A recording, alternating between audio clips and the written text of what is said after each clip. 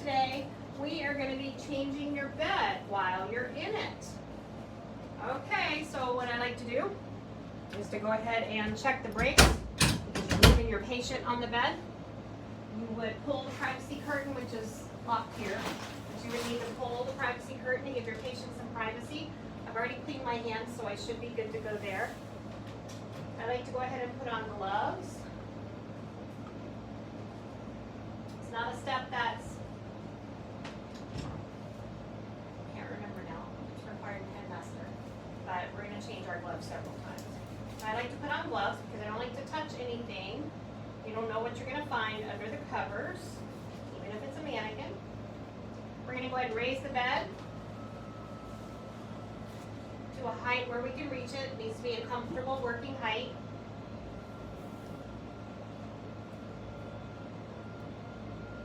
If you're going to remember, you can put the call bell somewhere where you can reach it, or you can tuck it under the pillow, or you can leave it with your patient and just work with it. I'm going to put it right here and leave the drawer open so I'll remember it. I've already brought my linens in and they're in the order that I'm going to need them, and they're on a clean work surface right here. And I have my laundry hamper right at the foot of the bed. All right, Terry. So we're going to leave his sheet on for right now. I'm going to take the blanket off. So everything you're going to roll away from your body. You're not going to ever pull linens toward you. So if you have to walk around the bed, walk around the bed.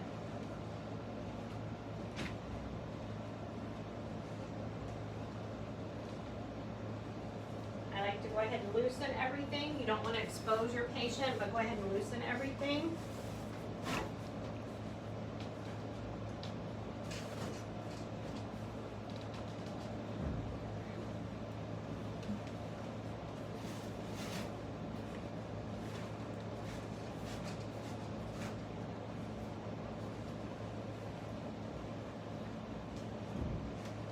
Be sure that our patient is, oh, I just touched, you wouldn't touch your linens. They should have been flipped over so you could pull your bath sheet without touching it. You want to be sure that your patient is covered at all times. So you can use a bath sheet to do that. So you can pull this down just a little bit, carefully open up your bath sheet. Students get all confused with this and say, oh, but it's something clean touching something dirty. It's okay in this situation. If your patient was very heavily soiled, if there was stool or blood or whatever, of course you would want to remove it before you put the bath sheet over them. Use your common sense, but in this case it's visibly not soiled. It should be okay to put a bath sheet over your patient to keep them covered. So if your patient is unable to help, you can tuck it in at the shoulders. So that way you can pull it down without pulling everything down. Or you can ask them to hold it like this and they can hold it for you. Go ahead and open it up and wait to open this part up till the very end, because you're going to reach under and you're going to carefully take down, keyword carefully, take down the rest of the sheet. As you go, you can kind of spread them both out. Or actually you're rolling one up and spreading this one out. Just don't expose your patient while you're doing it, because that's going to count against you at stake. Alright, so now we have the sheet off. Just a little tidbit of information. You don't ever just want to take a sheet or a blanket or whatever and just pull it off your patient. Maybe they're fresh post-op, maybe they have a colostomy or something like that, anything, or an IV, anything that's sticky to them or running into them, like tubes, drains, chest tubes, IVs, things like that. If they're stuck to the blanket that you're pulling, you could rip it off or out, which could cause trauma to the patient, maybe cause them to have another procedure to replace whatever it was that you pulled out. It's not fun. Okay, Terry, so we are covered here. We've already loosened our sheet, so now we just need to turn our patient to the side. So all we're going to do is be sure that his arm is out of the way, right? We're going to pull this leg up, Terry. Be sure you have enough cover to cover his bottom when you turn him over. And Terry, we're going to turn to the side. On 3, we're going to turn to the side. 1, 2, 3. So we've turned him to the side. Be sure you keep his head in alignment. He's covered back here, hopefully. little bit of finagling when you have a mannequin. And then at this point at state, you could ask the nurse examiner, a helper, to come hold the patient on their side if you needed somebody to do that. And if not, if you happen to have a mannequin, I believe you have a person with this skill, but if you happen to have a mannequin, you can use that little trick of pulling this foot back as leverage to keep them on their side. So now, you can take your linens and roll them up. Now in the book, it does tell you to roll them up individually, to fan fold the pieces individually. The reason why we do that is because you might have something disposable that is not supposed to go in the laundry bin. So you could theoretically roll all your linens up together if they're all going to the same place, but if you have something disposable, you want to be sure that you fold that separately. So that way when you pull it through on the other side, that you can pull it out easily and put it in the trash can. So these are all laundry. So I'm going to roll them all up. I'm going to roll this actually under his feet.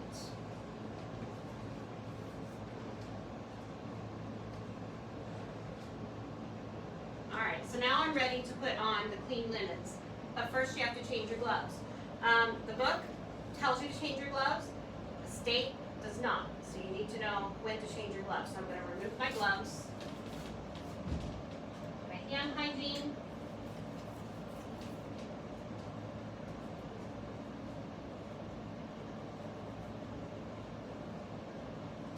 And you might want to go with a larger size. It's a lot easier to get on when your hands are sticky from hand sanitizer. So I'm going to try to word here, try to put on a size large. If you guys can't see at home, I'm staring at a classroom of 20 eyes, 22 if you count the other instructor in the room. Not nerve-wracking at all. Okay, so now I have clean gloves. Now I'm going to go for my bottom sheet. If you're in a facility, and this isn't in the book, I don't think, but if you're in a facility that allows you to do this, if maybe the patient has C. diff or GI bleed or something like that, and everything has soiled through onto the mattress, if it's a non-porous surface, you'll want to go ahead and get the wipes and wipe the mattress and dry it off before you put your clean sheets on, because what's the point of changing the bed, right? So we're going to gently open up our linens. You don't want to open things up and just shake them out. You want to gently open your linens, find out where your corners are.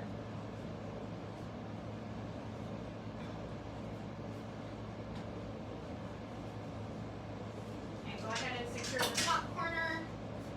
I go ahead and tuck it under the pillow because I know that's the direction that we're going. And I like to secure the bottom corner. And then I go ahead and pull this under his foot. And I like to go ahead, because I've loosened everything, I like to go ahead and secure this corner. Hands are still clean. Now I have the under pad. All right, Terry, we are almost done. So carefully open up your pad. Try to be sure the tag is on the sides of your patient, not under his back or the backs of his legs. So be sure you center the pad on his bum. All right, Terry, what we're going to do is we're going to roll to this side. You're going to be rolling over some linens. You need to say that because it's actually addressed in the book that you need to assist your patient to turn without trauma. What if they had spinal surgery? What if they have a sacral ulcer? What if they had a hip pinning? So your linens and your mattress are pliable. You can push down on those. You can't very well do that with your patient. So take the time to push your linens down into the mattress to help your patient to turn over. And be sure you say what you're doing so that way at state, they'll know what you're doing and that you're trying to help your patient turn with the least amount of trauma. Okay, Terry, we're going to come on back here on your back, and we're going to do the same thing to turn over to this side. Go ahead and move that arm out. Be sure your linens are going to cover his bum when you turn him over. All right, Terry, come on over. So we're going to turn over to this side. Maybe. This is where your nurse examiner would normally help you. Arm is backwards.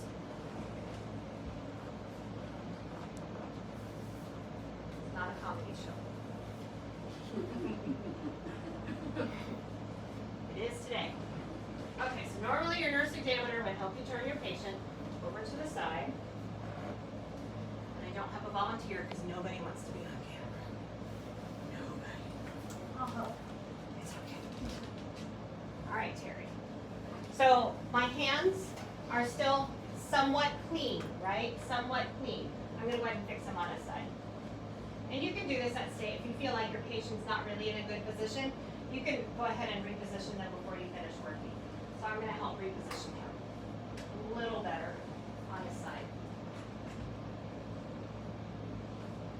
All right, so my hands are technically still clean, and I can go ahead and pull the dirty linens through. So you can go ahead and pull them through. Just try to keep your patient covered the whole time you're doing it. Usually the nurse examiner is there to help you keep your patient on their side.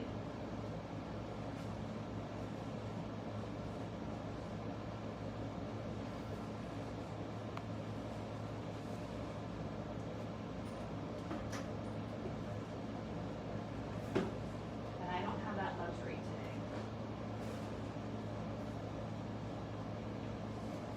All right, so I've touched a bunch of dirty linens. My hands are dirty. So I need to pull my gloves off. Hand hygiene.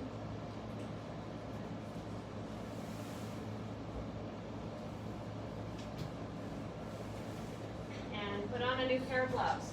This should be the last glove change that you have to perform, but you never know.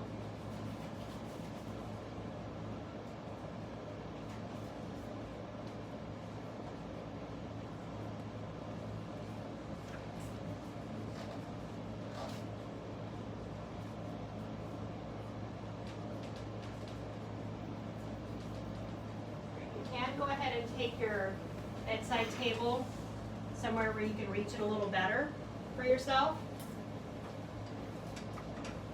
in your workspace. All right, so now we're going to pull his clean linens through. So we have the sheet already mostly pulled through because we tucked it under and pulled it through at the corner. And now we have the underpad.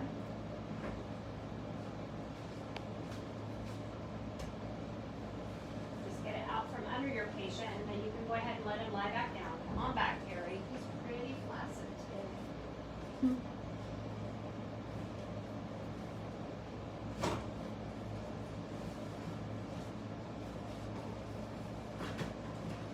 As soon as you're able, go ahead and reposition him to be sure he's in good alignment. All right, Terry, we're gonna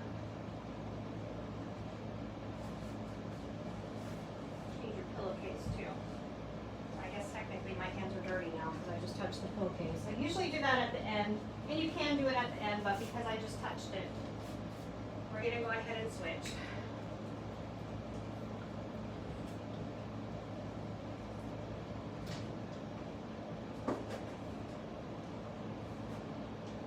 And some people get confused and think that they can't touch the pillowcase at all. But you can. At state, they're not really looking for that. They're actually not even looking for all the glove changes that we just did. But if you're thinking of what could potentially be on that pillowcase, what if, I don't know, what if they had a head laceration and there's blood all over the pillowcase, or they have really bad hygiene and their nose is running and it's all over the pillowcase. It's kind of gross. So you just, if you touch something dirty, just change your gloves to be safe. So now, we're going to go ahead and put his top sheet on. So you can do the same thing with the top sheet to keep your patient that you did with the bath sheet. Keep your patient covered. So carefully open it up. You kind of have to look to see where the top and the bottom is.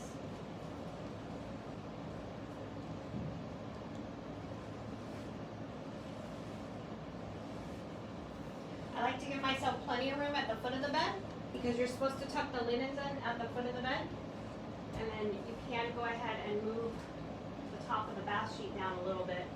Go ahead and tuck it in at the shoulders if you need to. Try not to cut off their circulation, but don't ever cover their face with it. Go ahead and remove your bath sheet just carefully. We did it the first time, so we know that nothing is stuck to it, no IV lines or anything like that, but Just always be careful, be sure you're paying attention. You never know what kind of tubes and drains you might be pulling on. So just carefully remove it without exposing your patient. If this were to have gotten heavily soiled during that process, like maybe they had a BM in the middle of the linen change, then you would probably need to change your gloves, but it's not required at this point. You can go ahead and put that in the laundry, and now we're worried about getting everything kind of straight. So he looks nice when his family comes to visit. So I like to straighten out the bottom so I have some room to work. And I make sure that the sides are even from the end of the bed. It's easier to do it that way. And then I lay the blanket over him the same way that we did the sheet.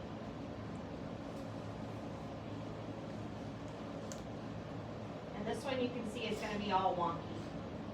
It's not quite long enough.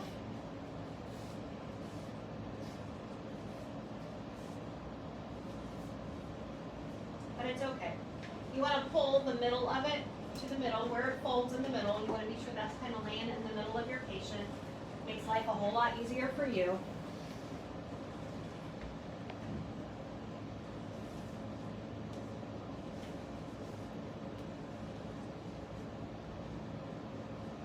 And then at stake, you have to tuck in the ends of the sheet into under the mattress. It actually doesn't say to tuck it under the mattress at Headmaster. So actually all they're looking for is for you to tuck it in at the foot of the bed. But I like to tuck it in under the mattress. So go ahead and tuck it in under the mattress. And if our camera person will zoom in a little bit on the side, I can show a mitered corner. So for a mitered corner, you're actually going to pull the sheet and the blanket up into a triangle. So you want the triangle look right here, nice and flush against the side of the bed. Tuck it in. Sometimes it's a little more challenging when you have gloves on because they're grippy. So you just tuck it in, hold it in place, and let the blankets fall over it, and that's your mitered corner. So you're going to do that to both sides.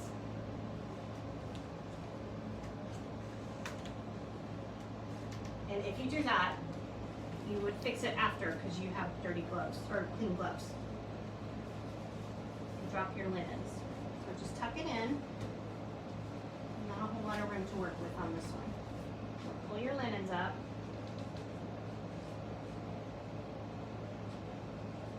You want that nice 90-degree angle. You're going to tuck it in on the end of the bed and then let it fold over.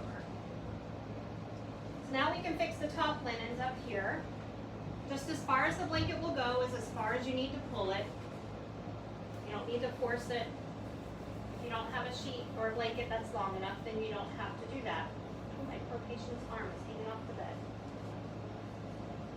And then you can fold it down just a little bit, make it look nice. And I can see that it's a little uneven, so I'm going to try to fix it.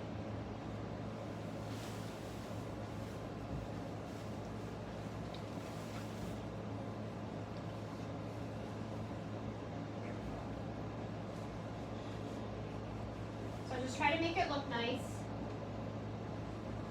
And then don't forget to tent the toes. So you don't want to tent by pulling the linens up from the bottom of the bed. You want to pull from the top down so it doesn't mess up your corners. So you're going to tent the toes a little bit just by grabbing the linens and giving him a little bit of room for him to wiggle his toes. And then you're actually done with the bed. So now you just want to be sure that everything's tidy, like his underpad here was a little crooked. Okay, Terry. So I'm going to make sure you have your call bell. I'm going to place it right across your belly here, just in case you need something. Oh, and his pillowcase. So you do have to replace his pillow.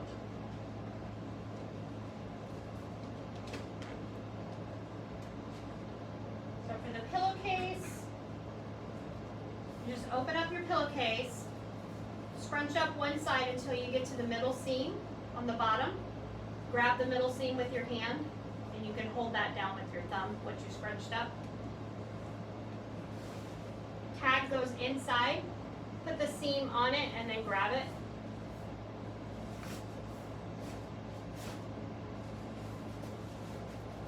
have your pillow. So you're gonna place the pillow with your non-dominant hand and hold the patient's head with your dominant hand. So I'm actually gonna reach over my patient to lift him up to place the pillow. The open area should go away from the door. All right, Terry, so now you've got your pillow, you have your call bell. And go ahead and lower the bed to a safe height. So a safe height for your patient should be when they're sitting on the side of the bed. They should be able to sit easily. Is the basket in the way? It'll be fine. It's not low enough. They should be able to sit easily, and their foot should be flat on the floor. Alrighty, Terry, so here's your call bell. It's in reach. And now that I'm done touching everything in the room that I need to touch, I can go ahead and pick up the linens that I dropped. Put them in the basket. You're gonna remove your gloves, and you're gonna hand hygiene. Ta-da! Nice.